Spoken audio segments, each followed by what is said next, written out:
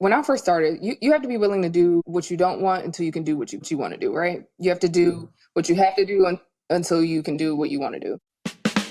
Law school taught you the law, but it didn't teach you this, how to connect. Be that one lawyer who shows up different, the one clients trust, the one they never forget. I'm Neal Goldstein, and this is That One Lawyer Podcast. Let's get started. Today's guest is a fearless young lawyer making waves in South Florida. Cortney Walters is was a public defender to founding her own firm, fighting for injury victims and civil rights. She's a under 40 honoree, a top Black lawyer under 40, and the energy behind the brand Take It to Court. Known for her integrity, compassion, and authentic approach, she proves that success in law can come from serving people with passion. Cortney, welcome to That One Lawyer Podcast. Thank you so much, Neal. Thanks for having me. I'm really excited for the conversation. Thank you for that great introduction. Well, I did my best, and I know it's going to be an interesting conversation. You and I met through lawyers' stories, and I think you're going to really be able to share some of your words of wisdom and something about your journey that's going to help other people, especially young lawyers. So with that, can you tell everybody a little bit about your background, wherever you're comfortable starting, and then we can pick it up from there? Absolutely. So again, thank you for having me. Some people may know I'm originally from Baltimore, Maryland, and then I went to college in Washington, D.C. From there, I moved down to South Florida and I attended law school in Miami. And after that, after I graduated and took the bar, I decided to just stay in Florida. So I've been in Florida for about 11 years, I'd say now. So this is pretty much home for now. I still make it back to Maryland here and there to visit my family, but I've been here ever since. I started my career as a public defender right out of law school.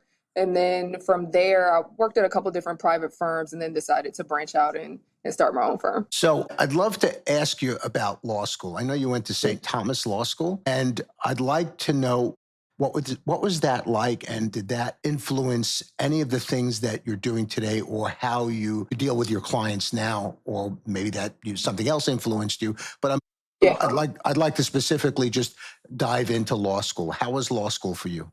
Law school was tough. I mean, I'm the first lawyer in my family, so I didn't have an example of a lawyer. I didn't have, a roadmap. So I'm literally, I am the example. So it was tough. I didn't really know what to expect. It was hard. I'm someone who I struggled with test taking, so I didn't get the highest LSAT score. But I was like, you know what? This is my dream. I want to be a lawyer. I'm not going to let anything stop me.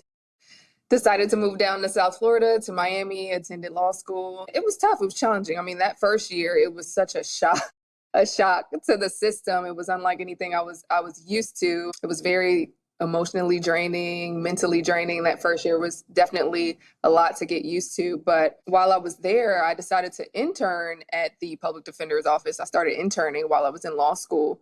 And that's what really kind of gave me the idea of where I wanted to go in my career. While I was there, I got some invaluable experience, and I really got to see people and hear their stories. And that's when I knew I wanted to start my career as a public defender. And that's what I did. After I graduated, I went right to the public defender's office. So being a public defender is quite honorable. So how many years were you a public defender? 3 years. 3 years. So being a public defender, did that give you some experience in what you're doing today? In other words, can you draw some kind of line between being a public defender and the way you treat your clients today, or the relationships that you have with your clients? Absolutely. So being a public defender, those were some of the best years in my career. Obviously, I got a lot of great courtroom experience, trial experience, but also not just that. I wanted to start as a public defender because I saw the importance in representing people during the worst times of their lives. I know there are a lot of misconceptions about public defenders, but honestly, working at the public defender's office, I worked with some of the hardest working lawyers I know, some of the brightest lawyers I know, and just people who wake up every day and decide to fight for those who society often overlooks. People who could have gone right out of law school and gotten a six-figure law firm job, but decided to help people. And so I think the public defender's office really taught me how to show up for people, how to represent people with compassion, and that the law is not just about your cases, your arguments, but really seeing people for who they are. And I think that that has really shaped everything I've done since. Right. And so that mindset that you had back then still is still with you today, whether it's a personal injury client or a civil rights client, whatever. Exactly. Yeah. So let me just take a step back to law school. And I try to talk about law school with everybody. And that is, do you think was there anything that was missing from law school? Do you think there was something that they could have taught you that might have been better? Or do you feel like, no, they did everything that they had to do to prepare me?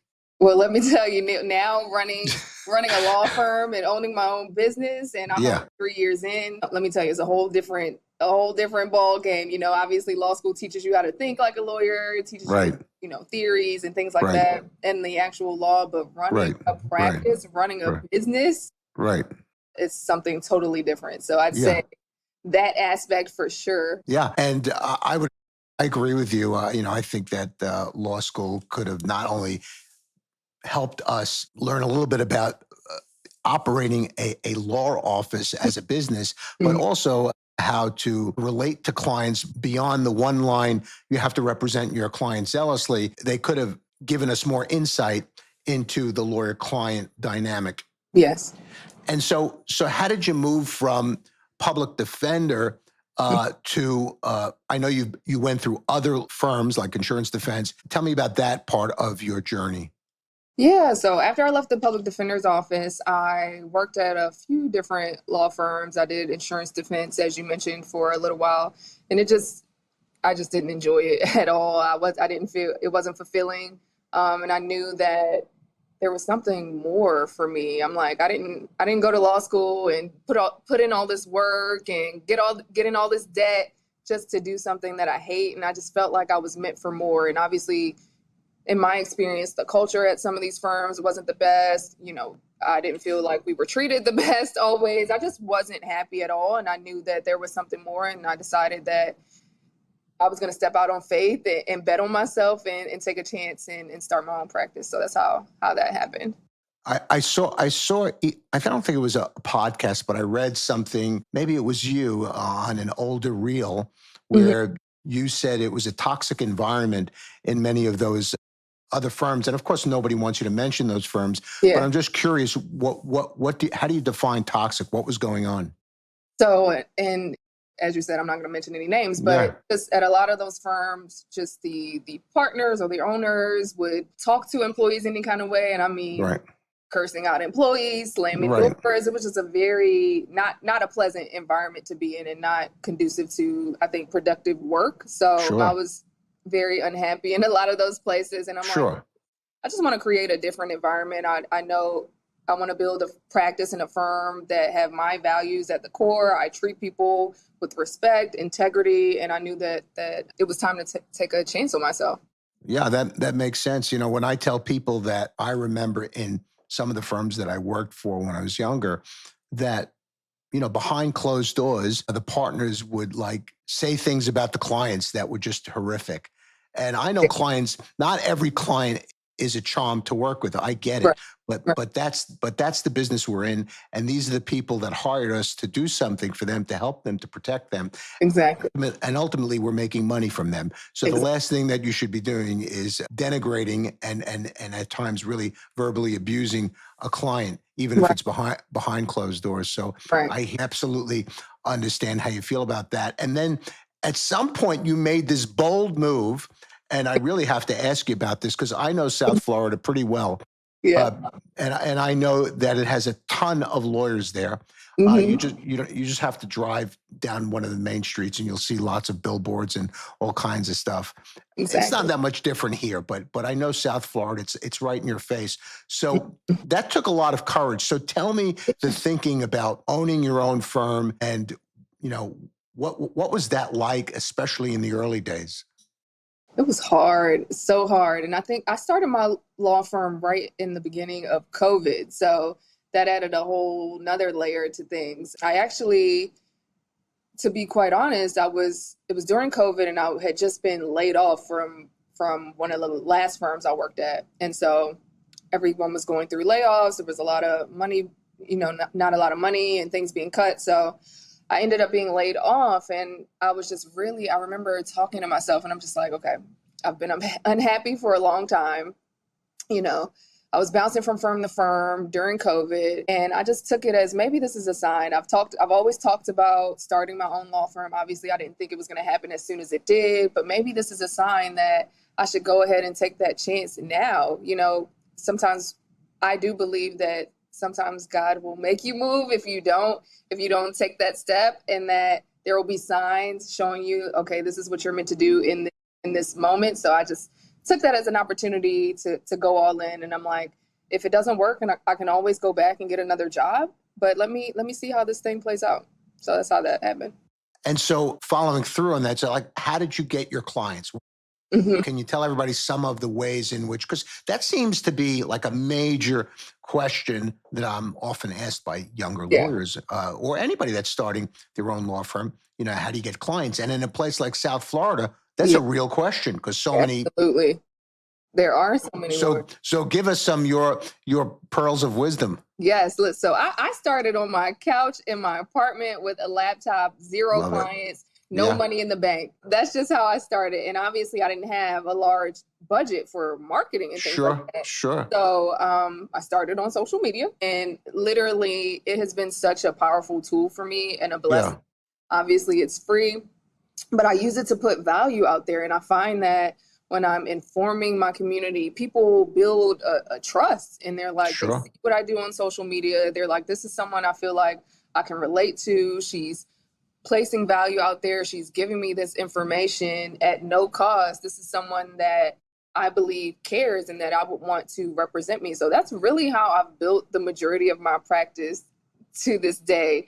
And then I'll have people who refer me clients because they see me on social media. I get so many messages like, hey, I saw your reel on Instagram, or I saw you on TikTok, or this person sent me to you. And that's literally how I've been able to build my practice from zero clients with no loan, no nothing.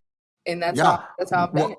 Well, you're definitely speaking the real stuff because most lawyers, wouldn't, they would skip over the part where you just said, I started out with no money. Nobody wants to say how gritty it can get, Right. and you have to hang in there. And Yeah. you did that. And I know you have a very nice following on social media. And so I guess the next question would be, in a world that's heavily dependent on digital, Hmm. and where social media is consumed by everybody. I think there was a stat that was people are on social media an average of 7 hours a day. Hmm.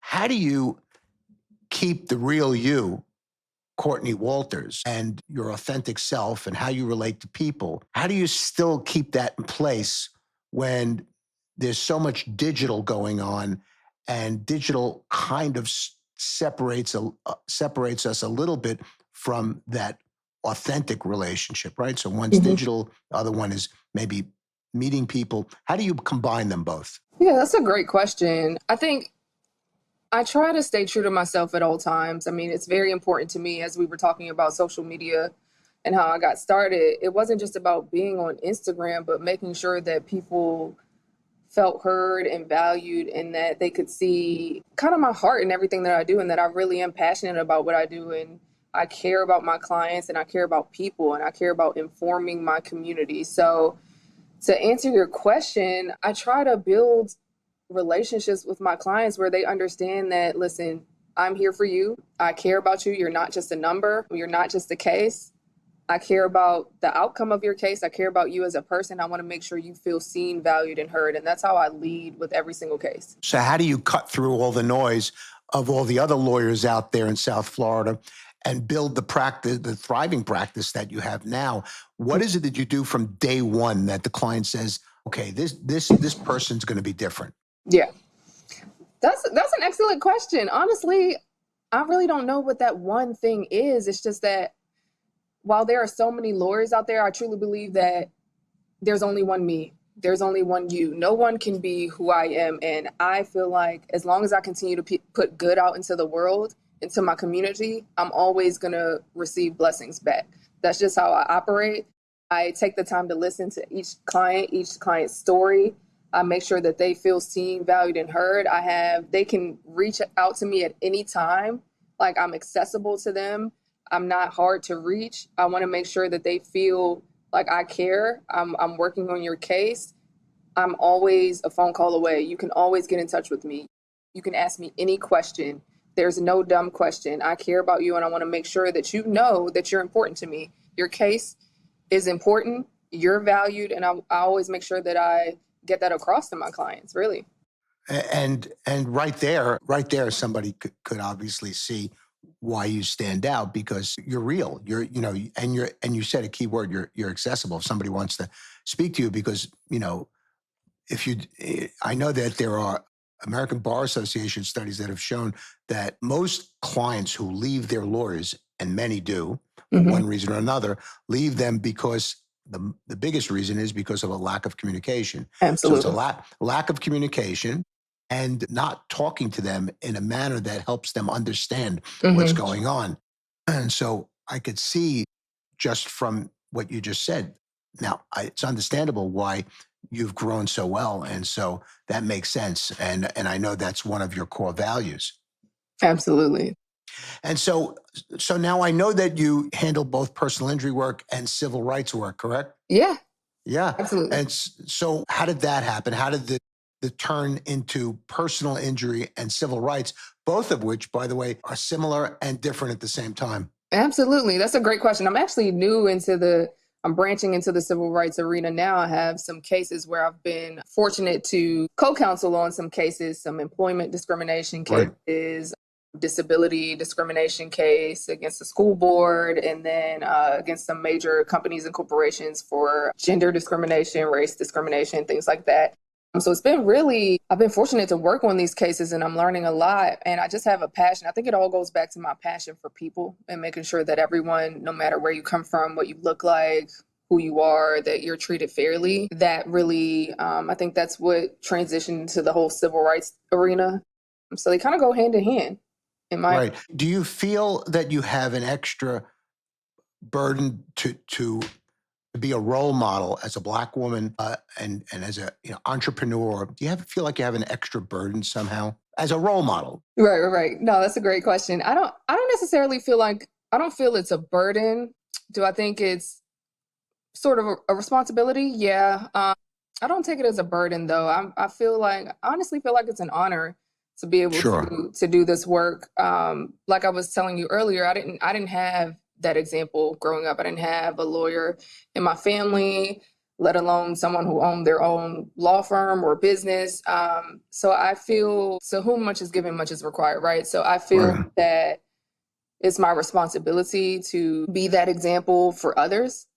Right. I have that example, but it's really important for me to be able to show young women, girls, that no matter what you look like, no matter where you come from, it's possible. It doesn't matter what you have. It doesn't matter where you start. All you have to have is determination and the willpower to get up every day, put one foot in front of the other, and it's possible for you too. I recently spoke to some students at Florida International University who are interested in going to law school. So that was a great opportunity. I'm involved with a lot of local organizations who do mentorship to young people. So that's very important to me. So I try to give back as much as I can. That's always been important to me since I was a teenager. I used to do community service all the time while I was in college. So that's always been very important to me. And just reaching as I continue to climb in my own career, it's very important for me to reach back. Sure. And when you have, do you have colleagues that you, if you want to throw something out at and, try to find out some more information? Because we're all, it's very hard to run a solo practice or even a small firm and not go, if you have the luxury of having an attorney in the next office, you could just go in and say, hey, what do you think about that? So is that something that you're able to do? Yes, and that's so great that you brought that up. It is so hard being a solo and I'm thinking I have a million thoughts running through my mind every day, and I'm like, I don't even have anyone to share this with or bounce Yeah. ideas off of. So I have colleagues that I went to law school with, which is really cool. Now we were just talking about that the other day that we're able to work together now, and we're actually co-counseling on a couple cases. So that's helpful, bouncing ideas off of them. I'm a part of um, like the Florida Justice Association. So they have a listserv where you can ask questions and attorneys are sharing information. A lot of seasoned attorneys who have been doing this for a long time Right. are so, generous with their time and information. They'll send you information, tell you how to go about things that maybe are new for you. And just I'm in a bunch of Facebook groups with different lawyers. So yeah, I have a lot of places where I can get information. And then I have some mentors that started mentoring me when I was in law school who have been practicing a little longer than I have. So I'm always able to pick up the phone and call them. So yeah, that's very important. You handle personal injury cases and some civil rights cases. Yeah. And since I do personal injury work, I know that over time, it could take a toll on you because you see a lot of people who are suffering in one way or another. Yes. How do you stay grounded? How do you go home at night and not bring that with you? Yeah. And that's so tough, Neal, to be honest. I'm still Yeah, learning. I don't have all the answers for that, neither but do I I. am still learning on a daily basis how to kind of disconnect, if you will, at times. I work out, I try to stay active in the gym, and that's a sort of release for me. I'm very involved with my faith. I go to church, I pray. I just try to take a moment each day, first when I wake up, to say thank you for another day to be able to do this work and give back to people, but also for the ability to handle the responsibility that comes with handling cases that are as big as the cases that I'm handling, helping people on the level that I'm helping people. I just ask for, um, I always say thank you every day when I wake up for the opportunity to do this work, but I ask God to help me to continue to be able to handle it and to give my best self to people who need me the most. Yeah, and I know you talk about your faith a lot. And so and that's, that's great and it gives you some sort of comfort and it gives you the ability to push all the other noise outside. And so I guess your faith helps you stay centered in some Yeah. way. Yeah. And I guess it also gives you a community. Yeah. And that's key, right? Absolutely. Very much so. Probably, if that gave somebody comfort, I would always urge them to really, lean into it. And Yeah. if that helps you and that makes you stronger day to day, absolutely do whatever it is that makes you feel as though you can handle something. Absolutely. And certainly you have to get in touch with your spiritual side if that's something that that you believe in. So there are lots of young lawyers out there, and there are lots of pain points. I think we hit on one or two. So, what do you tell a lawyer or a young lawyer that's starting out and they're watching social media like everybody else, whether it's 5, 6, Mhm. 7 hours a day, and they see these lawyers who are really, or this is what social media wants you to think, that these lawyers are making tons of money. Mhm. And some of these lawyers are on their boats or on their, they're wearing all these fancy clothes Mhm. and they're traveling all to these fancy places. How do you not let that get to you? And Yeah. because it would be normal if it did. It would be Right. normal, because I'm looking at them and I'm saying, where is all this coming from? Right. And then I have to, pull back a little bit and say most of it is probably bullshit. Yeah. So, talk to me about that. How do you, because I know you're on social media a lot. Yeah, exactly. So how do you manage that? Yeah. So first, what you said, a lot of it, we don't know whether all of this is true, right? We don't know. Right, People are showing snippets of their life or right, the right. highlight reel, as people call it. We don't know what's real, what's fake. And a lot of people show what they want you to believe their lifestyle is, right? Sure, So that's right. number one. Number two, I would say run your own race. The only competition I'm in is with myself. So I think if we focus on what we're doing and run your own race and just really try not to compare your journey to others, everyone has their own journey. So I manage it by staying focused on what I believe is my calling and what I'm supposed to be doing And I really don't see other people. I try not to focus on what other people are doing. And I believe that when you lead with integrity, all of that other stuff is maybe a byproduct of that. Like the success is coming, the money is coming. You just have to stay focused on why you do what you do every single day, and block out the noise. That's really what I try to focus on. I try not to do too much aimless scrolling. I know it's hard in this day and age, but I really try to just focus on my own journey and where I'm going. And I believe that, success will continue to follow. Run your own race. I love that. I love that. That's Absolutely. that. And if I ever say that at all in public, I'm going to give you the credit for that. So where do you see your firm growing? And I'm not going to ask you, like, a lot of people say, well, where do you see a firm in 5 years from now? Who the hell knows what your firm is going to be in 5 years? Right. You don't even know where you're going to be in a month. Right, exactly. So the question is, how would you like to see your firm grow? Yeah, I'd like to add more employees. I'd like to eventually have some additional lawyers. I'd like to grow and be able to not only take on more cases and help more people, but I'd like to create opportunities for people, create jobs for my community. I think that's what I've always envisioned, is that just being the first to do many things. I just have the heart to help so many people, obviously my clients, but I want to create opportunities. I want to give back. I want to create jobs. So I really feel like I see a lot of growth in the next few years. So I'm hoping that I can grow beyond measure and just bring on more lawyers, bring on, a bigger team so that I can do more. That's really where I see it. I have to just go back to the beginning, and where you talked about you started out with no money. And that really resonated with me because, I come from a very poor background.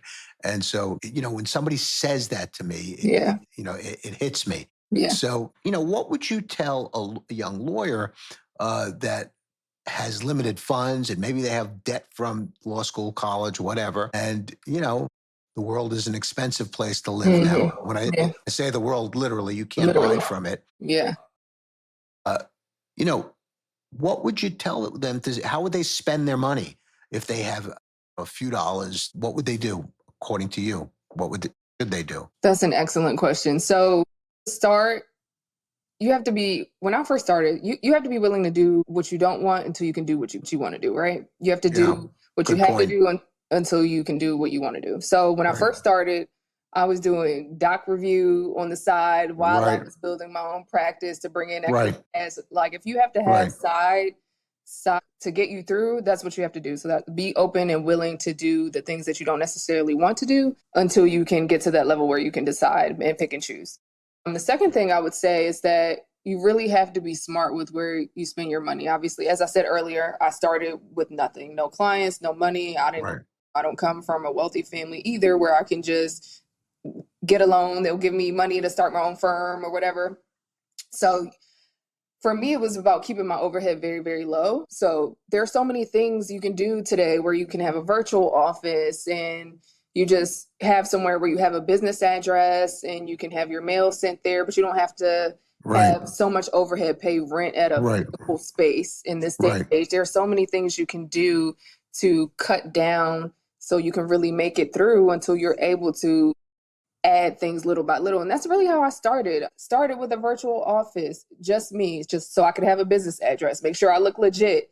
And then slowly over time, I started adding things. I didn't have a case management software when I first started, but over time, I was able to add my case management software. So really get the most important things that you need. Obviously, you have to make sure your business or your LLC is set up properly, and then make sure you have a business address. So I would say just add little things over time. Don't put yourself in a hole trying to keep up with the Joneses, this big office and things like that. So just take your time, and I promise you, over time, you'll continue to grow and evolve, and it'll become something beautiful.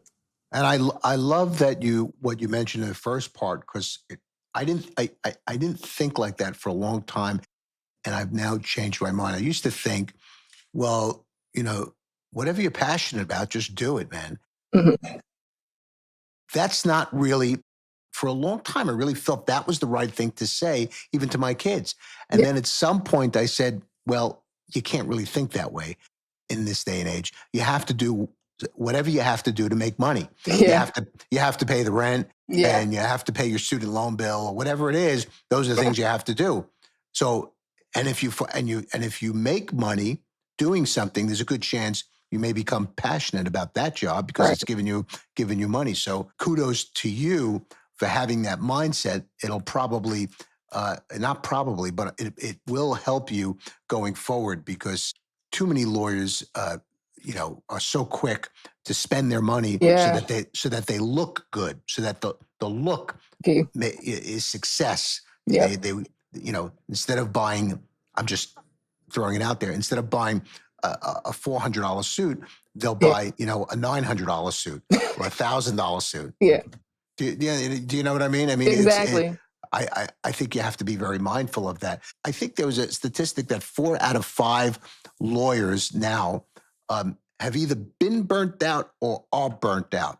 And that could come really quick. When people say burnout, people usually think, oh, after 30 or 40 years or whatever. That's not true. Because, especially when you're in litigation and you're Yeah. doing the type of stuff that you're doing, Yeah. burnout can come really quickly.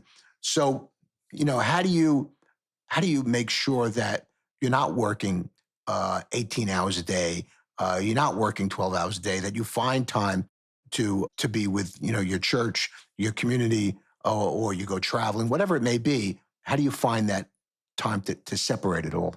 It's hard. It's so hard, Neil. Yeah, I know. I haven't found, I can't even sit here and say that I've actually mastered that yet. Yeah, no, I I haven't understand. really found the balance. I have, I'm very fortunate to have a great family, a great support system. My mom is constantly reminding me to take breaks. To be honest, when you're in the thick of it, especially I'm what, 3 years in with my firm now, so I'm still kind of relatively in the beginning stages. I work a lot. Sure. I pull very Right. long hours, but sometimes, I'll get that sign. My body will say, all right, it's enough. So you really have to listen to your body. My mom will have to force me to take breaks sometimes, but I haven't quite mastered it yet, but I'm trying. More recently, I'm really trying to pay more attention and be intentional about taking breaks, because I think it's important, not only for your mental, but your physical health. Because I do believe if you don't slow down, sometimes your body will make you slow down. Right. Right. I really try to pay attention to the signs, and lately I am trying to be more intentional about that. But I would just say Rome wasn't built in a day, so I try to remind myself of that every day. Sure. It's a Sure. process, it's a journey. Why are you in a rush? Just slow down, take the time for you. Because if you're not good, how are you going to be of service to others? How are you going to be of service to your clients if you're not okay? So I try to really be mindful of that and take the necessary breaks. It sounds like you have really good core values. And so I'm curious about that. And I know, your faith has something to do with that, but also your family. And so I'm curious about your mom. Tell me about, what she's given you. My mom is my best friend. I lost my dad when I was 9 to cancer. So it was me and my mom, just me and my mom my whole life. I'm an only child. So it was just me and my mom growing up. And so she's poured everything into me. I've seen her sacrifice so much just so I could have opportunities that she wasn't able to have. So I owe everything to my mom, and she supports everything that I do. I call her my biggest cheerleader, my That's best great. friend, and she's the reason I am where I am today. So I owe everything to my mom. Yeah, no, I can relate to that. And I kind of saw it when you were talking about her. And I had a feeling that in fact many of your values come Yeah, from her. And absolutely. do you think that too has helped you be the sympathetic, empathetic, compassionate advocate that you are? Absolutely. From a young age, my mom always told me it's nice. She always said this one quote she would always say, it's nice to be important, but it's more important to be nice. My Mm. mom used to tell me that from a little girl. She would always say, sit with the kids at lunch that are by themselves. Make sure you Oh, treat everybody with kindness and respect. And that's literally how I've lived my life. So she's always poured into me how important it is to treat others with kindness and respect and to be a good human being. I really, I am who I am because of my mom. And I do believe that, that has translated into who I am as an attorney. Obviously, she's a no nonsense person also. So right. kindness doesn't mean being a pushover, always stand firm in what you believe in and be a great advocate. But I do lead with kindness, respect for others. And I really have a heart. I truly care about people. I'm very passionate about helping people, and I definitely have gotten that from my mom. And I think, Cortney, and I've said this to other people who are similarly situated as I was, that your experience with your mom and your upbringing with your mom gave you an edge. In other words, it's not that you're better than the next person or I'm better than the next person. It just gives you an edge on working, especially in this industry as an advocate. Yeah, yeah, absolutely. I definitely. And you've brought that edge into your practice when working with other people. Yes, absolutely, 100%. So as we kind of wind down, I usually ask everybody 3 questions, and so they're relatively easy questions. Okay. But I hope they are. But hopefully you'll be able to give everybody some a piece of yourself and a little bit of advice going forward. What is the one thing you would tell a young lawyer listening now that could help them stand out as being that one lawyer? I think it goes back to a little bit of what I was saying earlier about just leading with a heart of service. And I truly believe that success is a byproduct of that. Everyone's always looking for the next best thing, this fancy office, the new flashy toy or software, but it's really about who you are as a person. And I believe everything else follows. So represent people and be a lawyer with a good heart and be a good person first. And I truly believe everything else follows. Good advice.